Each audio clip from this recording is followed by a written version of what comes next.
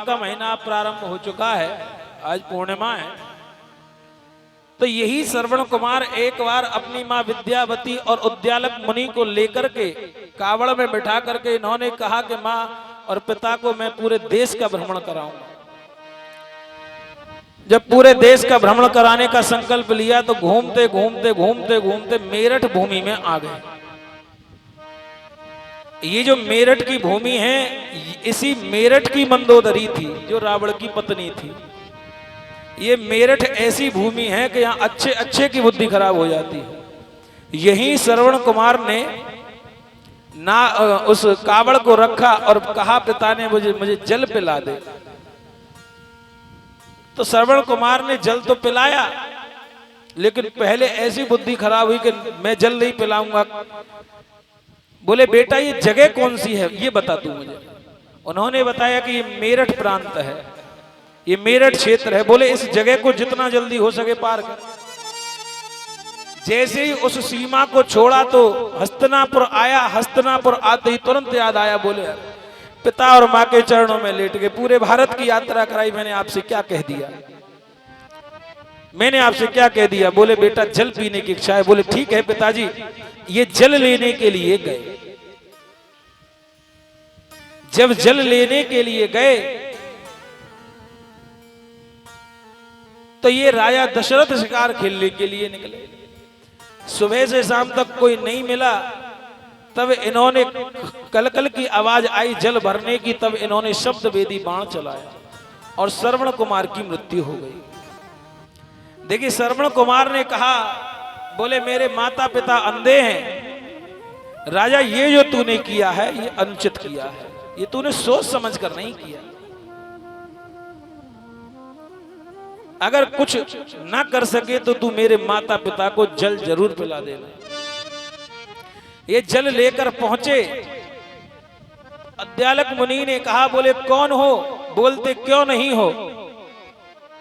तब इस राजा ने सारा वृत्तांत कहा। बोले कहा उद्यालक मुनि ने, बोले देख तेरे भाग्य में संतान नहीं है, लेकिन मैं तुझे शाप देता हूं कि तेरे 4 संतानें होंगी और तू जैसे मैं अपने पुत्र के वियोग में मर रहा हूं, एक दिन तू ऐसे ही मरेगा। ऋषि जी के शाप से संतान मिली। आज राजा के घर में संतान है। राजा को याद आया ये वही विश्वामित्र है जो मेरे परदादा के समय में आए थे। ये राजा ने कहा, बोले देखो कुछ भी मांग लो लेकिन भगवान राम को मत मांगो। राम मेरे जीवन का आधार है। ऋषि जी को क्रोध आया और ऋषि जी ने कहा, बोले ठीक है राजा, अगर तू नहीं देना चाहता तो रख ले। ये राजा दशरथ आगे बढ़े और चरणों में लेट गए। बोले महाराज मेरी बात तो सुनिए, आप क्रोध मत करिए। कि रघुवर को मैं न दूंगा, राघव को मैं न दूंगा। ओ मुनिराज मरते मरते, ओ मुनिराज मरते मरते। रघुवर को मैं न दूंगा, ओ राघव को मैं न दूंगा। मुनिनाथ मरते मरते, मुनिनाथ मरते मरते। ओ मेरे प्राण ना रहेंगे, मेरे प्राण ना रहेंगे। ओ ये दान करते करते, ये दान करते करते। राघव को न दूंगा, ओ राघव को मैं न दूंगा।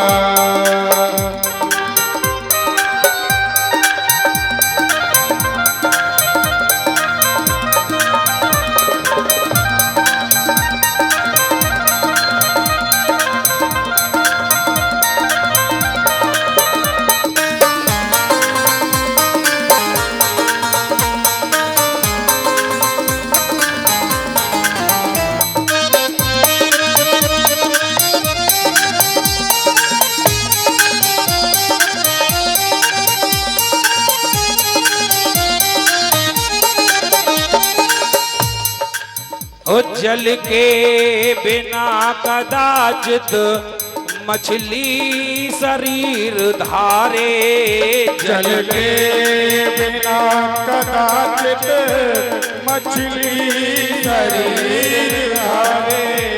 पर मैं न जी सकूंगा इनको बिना निहारे, पर मैं न जी सकूंगा इनको बिना सिधारे। कौशिक सिहर रहे हैं, कौशिक सिहर रहे हैं। हो मुनिराज डरते डरते, हो मुनिराज डरते डरते। हो राघव को मैं न दूंगा, राघव को मैं न दूंगा। हो मुनिराज मरते मरते, मुनिराज मरते मरते।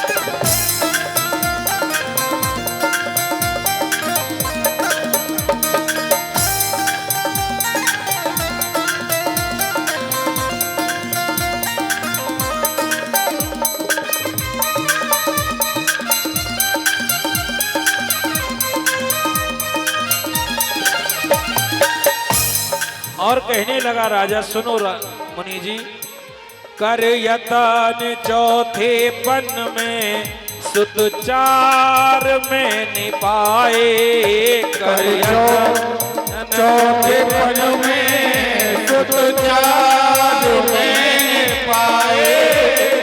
यतन चौथे पन में सुत चार में निपाए, कर यतन चौथे पन में सुत चार में निपाए।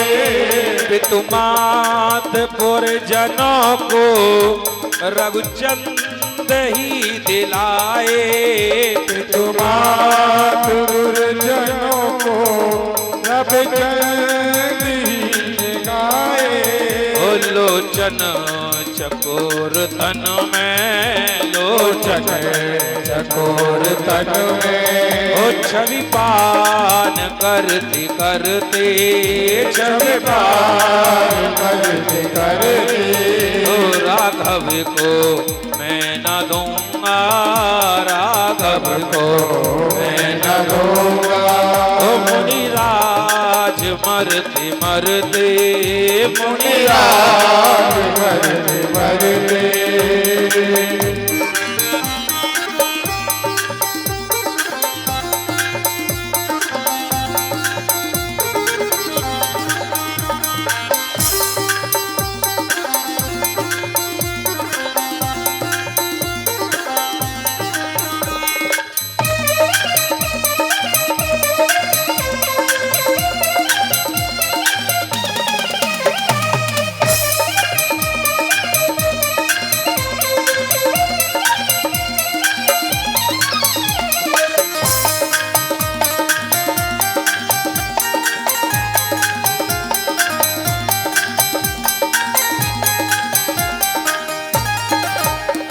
और कहने लगा राजा, लो और संग मुनिवर, लो राज कोष सारा, लो और संगवर, लो राज कोष सारा।